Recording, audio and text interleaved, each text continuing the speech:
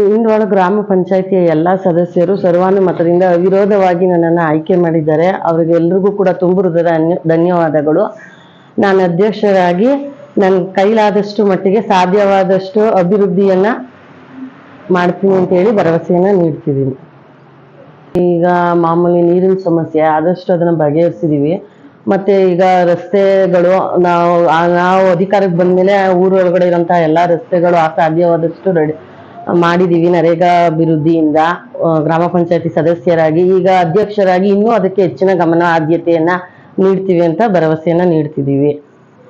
ಇಲ್ಲ ಯಾವುದು ಲೈಸೆನ್ಸ್ ಇಲ್ಲ, ಎಲ್ಲಾನು ಕೂಡ ಪರಿಶೋಧನೆ ಮಾಡಿ ಯಾವ ಪ್ರಾಬ್ಲಮ್ ಇದ್ರೂ ಅಲ್ಲಿ ಹೋಗಿ ಸ್ಥಳ ಪರಿಶೀಲನೆ ಮಾಡಿ ಯಾವುದೇ ರೀತಿ ತಕರಾರಿದ್ರು ಅದನ್ನೆಲ್ಲ ಬಗೆಹರಿಸಿ ಮಾಡ್ತಾ ಇದೀವಿ. ಕೈಲಾದಷ್ಟು ಮಟ್ಟಿಗೆ ಎಲ್ಲ ಸೆಕ್ರೆಟರಿ ಸಮೇತ ಪ್ರತಿಯೊಬ್ಬರು ಸ್ಥಳ ವೀಕ್ಷಣೆ ಮಾಡಿ ಅದನ್ನ ಬಗೆಹರಿಸ್ತಿದೀವಿ.